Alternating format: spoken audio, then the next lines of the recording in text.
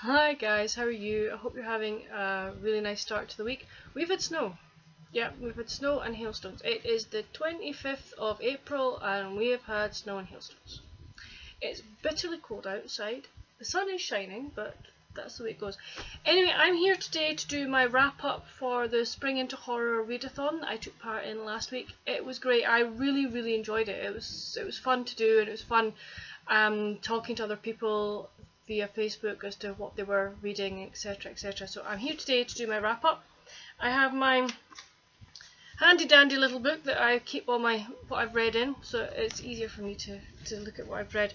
So the first book I read was Cupcakes, Trinkets and Other Deadly Magic by Megan Sienna Doge. I hope I've got her name right. If I've murdered it, I really do apologise.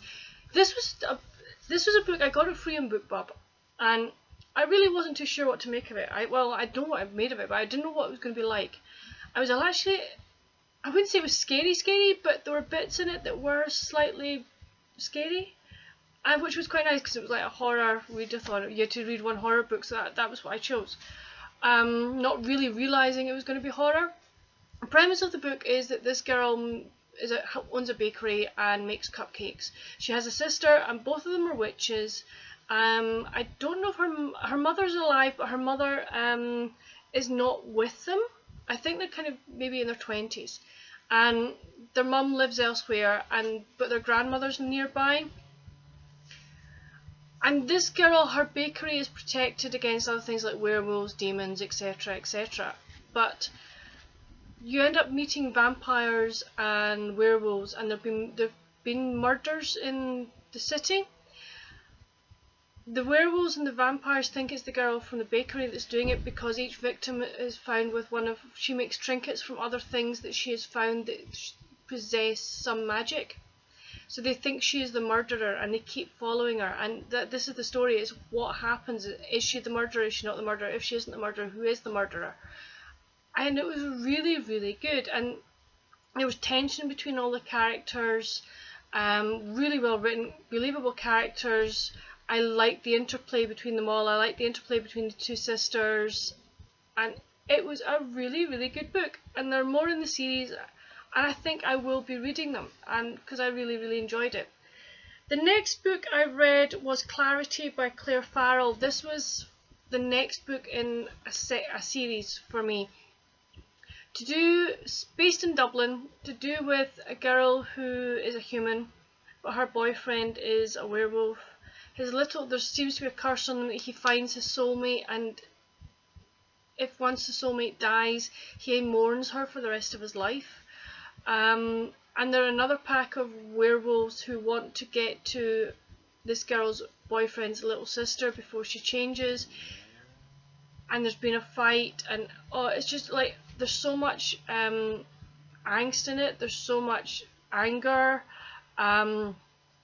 She's kind of caught in the middle. She really doesn't know what to do. Her father ends up being attacked by a werewolf, and it's just, there's just so much going on in it, and I really enjoyed it. And I have got the rest of the series. I will be continuing with them, but very good.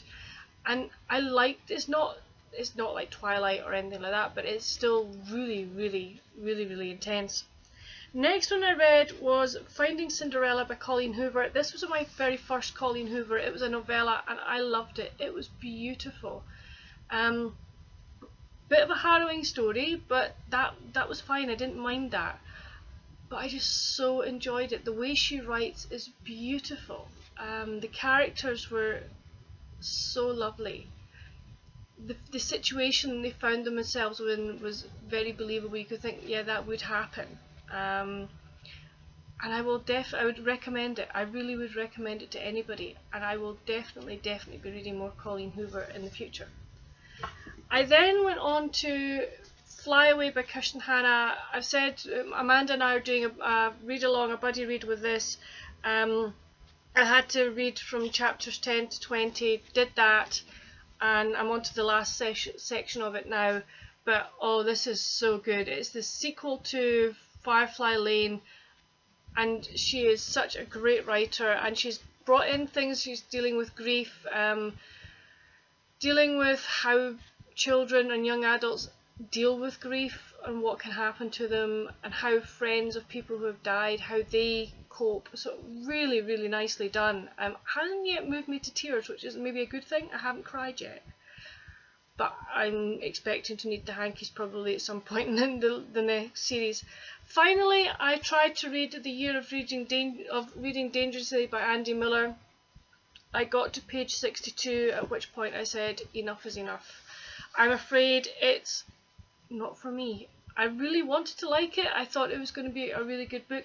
The story is this guy, it's a factual story. He decides to start reading, or go back to reading, and it's the books that he chose to read over the period of a year. And I thought, that'd be really interesting to see what he read, but the books that he's talked about are not books that I would ever consider reading.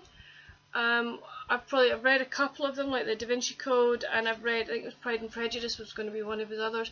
I've read those, but the other books were like, no, I don't think I'm ever going to read those, and I just found it really hard to read. Somebody in the readathon did say it's maybe one of these books that you dip in and out of. I'll probably keep it on my shelf, I think. I don't know. I might keep it on my bookshelf. I might give it into charge shop. I haven't really decided yet. But yes, those are all the books I read for the readathon. I hit my target, which I was really, really pleased about. Could I have done more? Probably I could have read more, but one of the days I wasn't well, so I didn't read at all.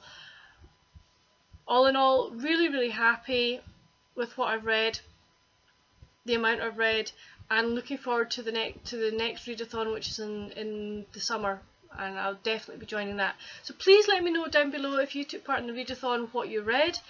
If not, just let me know what you've been reading over the last couple of weeks. It would be really nice to find out, and I will see you soon with another video. Bye!